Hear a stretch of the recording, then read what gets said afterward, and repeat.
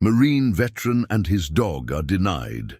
Entry on airplane. Then J.D. Vance intervenes. Jake Miller had never imagined that a moment as simple as boarding a flight could feel like a mountain.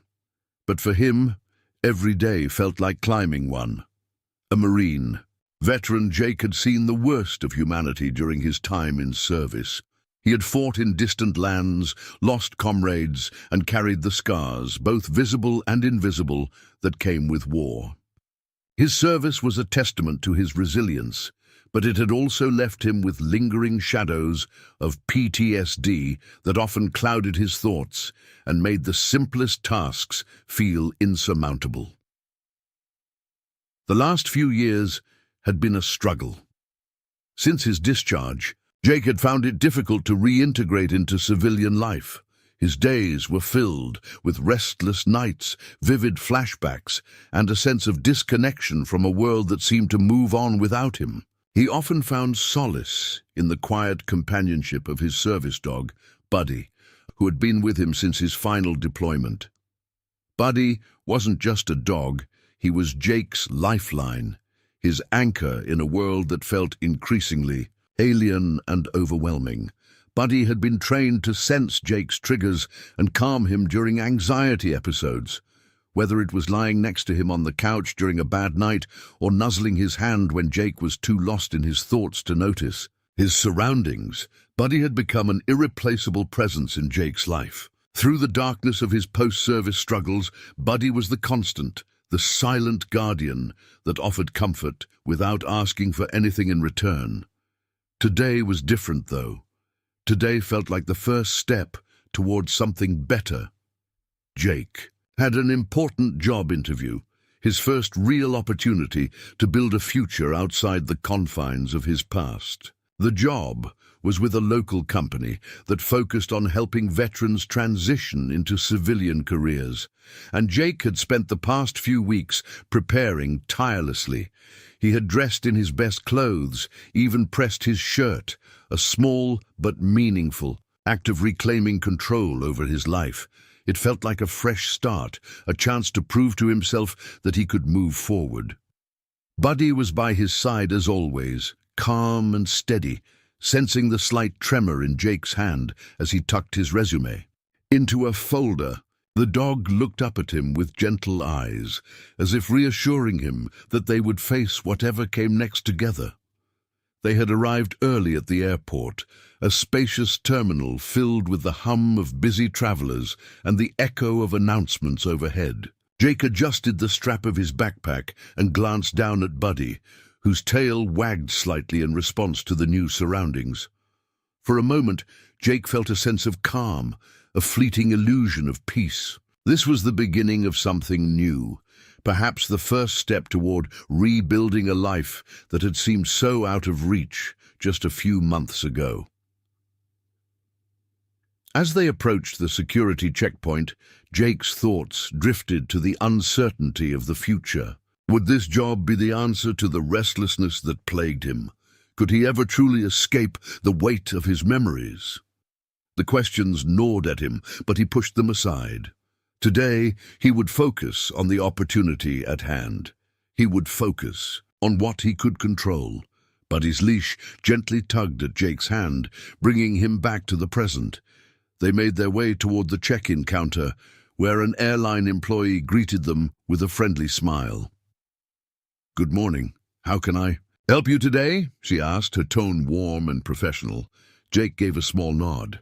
"I have a flight to catch, and this is Buddy. He's a service dog," he said, his voice steady despite the small knot forming in his stomach. He'd done this 100 times before, but the anxiety of traveling still had a way of creeping in. Buddy's presence made it easier, but it didn't eliminate the lingering unease. The attendant's smile faltered just a fraction, and Jake noticed the shift in her demeanor. "I see," she said, glancing at the dog, then back at Jake. "May I see the paperwork for the service animal?" Jake nodded and pulled out Buddy's certification, his ID badge, and all the necessary documents he had meticulously prepared.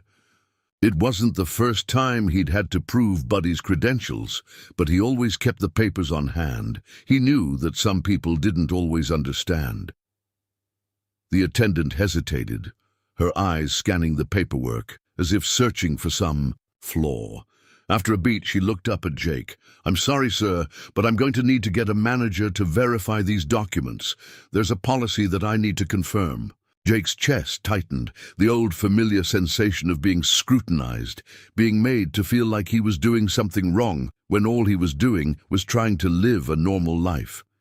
He felt Buddy's reassuring presence beside him, the dog's soft eyes meeting his as if silently saying, "I've got you." The attendant stepped away to find her manager, and Jake stood still, trying to steady his breath. The airport, bustling and indifferent, continued on around him, but in that moment it felt like time had slowed. He couldn't help but think of all the obstacles he had already overcome, his years in the military, his struggles with reintegration, the nights when it felt like the world was closing in on him. And now this. He felt his pulse quicken as his mind spiraled, and Buddy's soft nudge brought him back. The manager arrived shortly, a middle-aged man with a professional yet unapproachable air. He looked at the paperwork, glanced at Buddy, then back at Jake. "I'm sorry, sir," he said in a dismissive tone. "Our policy is quite clear. We have specific guidelines for service animals, and we can't make exceptions." Jake's heart sank. He had heard the stories of people with service dogs being turned away, but he never thought it would happen to him. His hand tightened on Buddy's. Leash's a familiar wave of frustration began to rise in his chest. "Not today," Jake thought, "not after everything I've been through." But as the manager walked away to consult further, the quiet sense of unease that had been hanging over Jake began to solidify. The journey he had hoped would bring a fresh start now felt more like another battle to fight. Jake stood there in the growing chaos of the airport terminal, his mind racing. He couldn't believe what was happening. This wasn't supposed to be part of his journey today. This wasn't part of his fight. His eyes briefly met Buddy's, the dog's head cocked slightly to the side, as if sensing Jake's anxiety. Buddy's steady presence was the only thing keeping Jake grounded as the minutes stretched into what felt like an eternity. The manager, still whispering with other airline staff members, returned with a note of finality in his voice. "Sir, I'm afraid we cannot allow Buddy to board this flight. He doesn't meet our airline's service animal guidelines." Jake's heart dropped. He had heard of incidents like this, stories of service dogs being denied entry because of misguided rules or misunderstandings. But he had never imagined it would happen to him. His fingers tightened on Buddy's leash, his knuckles white. "You've got to be kidding me," Jake muttered, trying to keep his voice even, though frustration was quickly boiling to the surface. His breath caught in his chest. "I've traveled with Buddy countless times. He's fully certified. You've seen the documents." The manager remained unyielding, shaking his head slowly. "The issue isn't with the documentation, sir. It's with our airline's policy regarding service animals. We simply cannot make exceptions. You'll need to make other arrangements." Jake could feel the familiar weight of anger pressing down on him. An anger that was rooted not just in this moment, but in years of feeling disregarded, overlooked, and misunderstood. It wasn't just about the flight. It was about everything that had led to this moment. The years of sacrifice, the battles fought overseas, the challenges of reintegrating into civilian life. And now he was being told that even with everything he had done, everything he had overcome, he didn't belong. Buddy sat calmly by his side, his tail swishing gently as if trying to offer reassurance. The contrast between Buddy's calm demeanor and the storm of emotions brewing inside Jake only made him feel more isolated. He had spent years battling the demons of war and adjusting to life in a world that didn't always understand him. Now, even in a place as routine as an airport, he was facing another fight. "Are you saying that this dog, my service dog, is not allowed to board because of your rules?" Jake's voice was more forceful now, his frustration beginning to seep through. The manager's face remained impassive. "I'm afraid that's the situation, sir. A group of passengers had gathered nearby, their whispers loud enough for Jake to hear. Some of them seemed sympathetic, while others looked on with confusion, unaware of the gravity of what was happening. Jake could feel his pulse quicken, his chest tightening. This wasn't just about him. This was about the way people, like him, veterans, were often treated like second-class citizens, even when they were simply trying to get on with their lives. The thought gnawed at him, threatening to pull him under. Buddy, sensing Jake's rising stress, shifted slightly. The dog nudged his hand, grounding him, bringing him back from the edge. Jake stroked Buddy's head, taking a deep breath. "I'm not leaving without him," he said firmly, the words a quiet declaration of his resolve. The manager's eyes flickered with something, perhaps surprise, perhaps frustration at the unexpected resistance, but he didn't back down. "You're free to choose your next steps, but you will not be allowed to board this flight with your dog unless he meets the airline's policy." Jake's mind raced. He could feel the eyes of the crowd on him, could sense the growing tension in the air. This wasn't just a matter of rules, it was about principle. And Jake wasn't about to back down. He needed to get to that interview. But he also needed to stand up for what was right. His thoughts were interrupted by the sound of his phone vibrating in his pocket. He pulled it out to see a notification that nearly made his heart stop. The story of the incident had already gone viral. News outlets, social media posts, and tweets from passengers in the terminal were spreading the word. The hashtag #JusticeForJake was trending. Before he could process what this meant, his phone buzzed again, this time with a call. Jake glanced at the screen. It was an unknown number, but the area code was familiar. It was Washington, D.C. He answered immediately. "Hello, Mr. Miller?" A calm, authoritative voice answered. "This is Vice President J.D. Vance. I've been briefed about your situation, and I want to help." Jake froze, disbelief overtaking him. "What? What do you mean?" he asked, his voice shaky. "I'm aware of the incident at the airport," Vance continued, "and I'm here to make sure this situation gets resolved. I understand how important this interview is for you and how unjust this treatment is." Jake's thoughts scrambled. You're really calling me?" "I am, and I'll be at the airport shortly. We're going to get this sorted. Just hold tight, all right?" "All right," Jake said, though he could hardly process the words. He had no idea how the vice president had gotten involved, but something inside him stirred, a hope, however faint, that things might finally change. As Jake hung up, the weight on his chest seemed to lift, if only slightly. Buddy, ever the steady companion, sat by his side, his head resting against Jake's leg. The manager was still standing before him, but Jake barely noticed him now. He was focused on the unexpected twist that had just unfolded. This battle wasn't over yet, and Jake wasn't going to face it alone. Moments later, the airport's atmosphere seemed to shift as whispers of the vice president's involvement spread quickly through the terminal. A sense of anticipation hung in the air. Things were about to change. Buddy stood up, as if sensing the impending shift, his tail wagging with quiet optimism. Jake looked down at the dog, and for the first time in hours, he allowed himself to hope. Maybe, just maybe, he wouldn't have to fight this battle alone.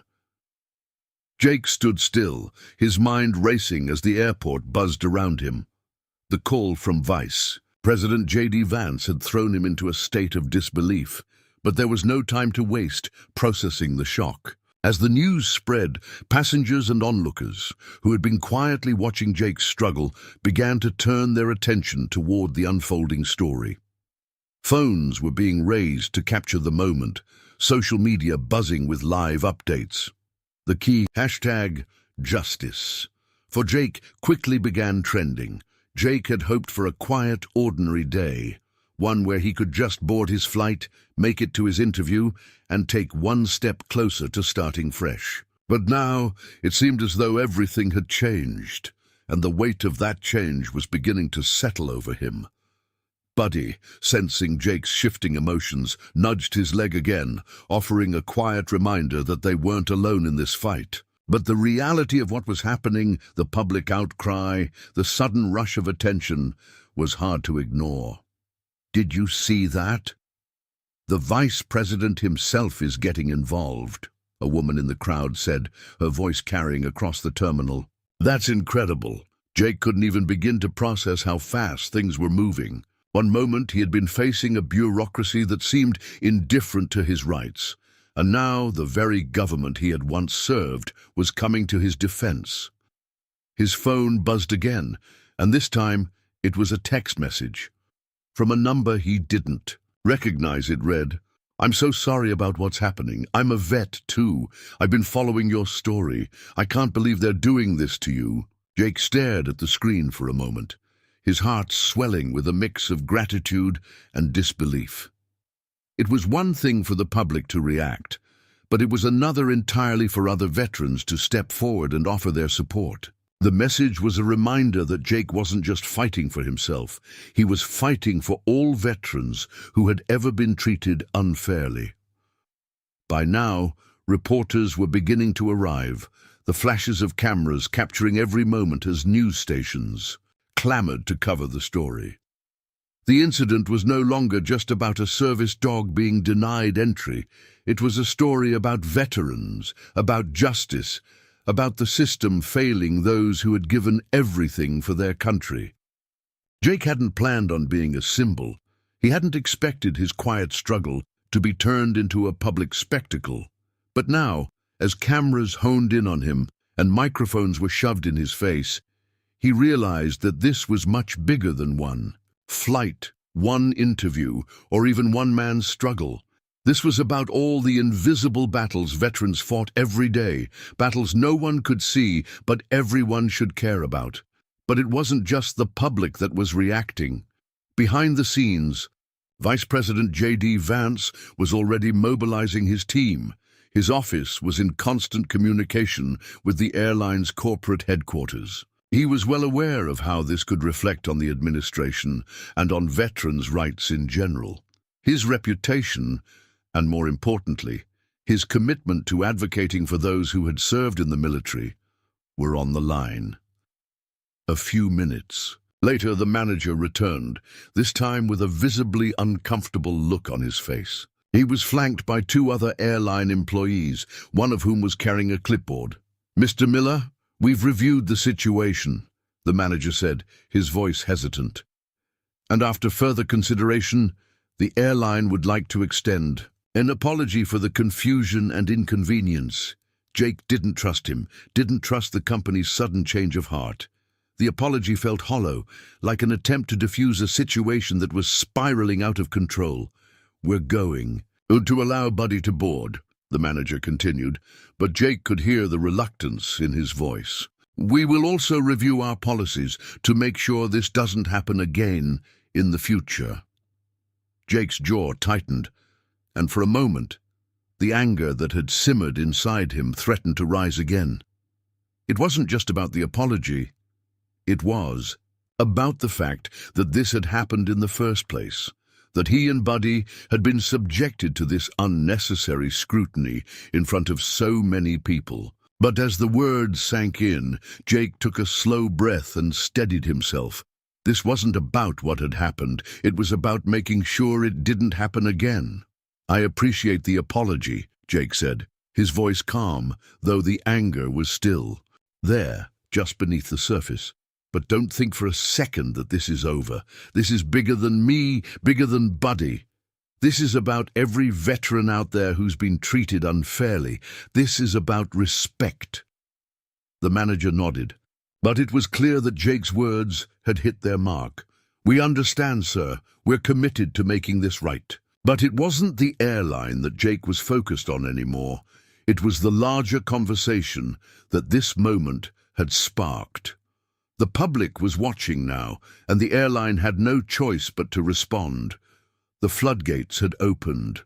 As more people started to rally behind Jake, it became clear that this wasn't just an isolated incident. It was a reflection of a much larger issue. In the midst of the chaos, Jake's phone buzzed again. This time, it was a message from the Vice President himself. "I'm proud of you for standing firm. We'll get this sorted. Don't let them make you feel small." Jake smiled to himself, feeling a small surge of strength. It wasn't just the apology from the airline that mattered. It was the reminder that he wasn't alone in this fight. J.D. Vance's support had brought the issue into the national spotlight, but it was the power of the people that was going. To keep pushing for change. Buddy shifted beside him, and Jake looked down at the dog. The two of them had fought together for so long, through wars, through isolation, through the darkness. They had each other, and that, in the end, was all that mattered. The airline's shift in policy, prompted by the viral attention and Vance's intervention, was just the beginning. The next step was clear. Jake would use this moment to push for broader change. This wasn't just about one flight or one airport.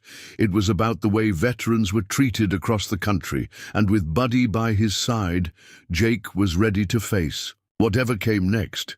The airport had erupted into a flurry of activity after the announcement that Buddy would be allowed to board. News cameras continued to capture Jake and Buddy standing at the gate, their brief moment of victory still drawing attention. Jake's face remained composed, but inside, a surge of emotions rattled through him. It felt like the weight of the world had been lifted from his shoulders, yet at the same time, a new, larger burden was beginning to settle in. He had been thrust into something much bigger than a simple flight dispute.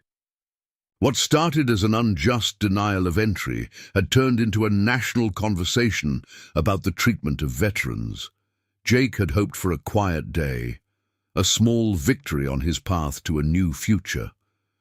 But now, the stakes had escalated, and the pressure was mounting.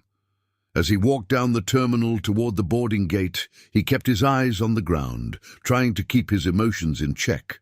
His hands were slightly trembling as he held Buddy's leash, but the dog remained steady by his side, its soft, rhythmic breathing calming Jake's racing heart. Despite the world watching, Buddy's presence was his constant reminder that he wasn't fighting alone. The phone buzzed again. This time it was a call from an unknown number.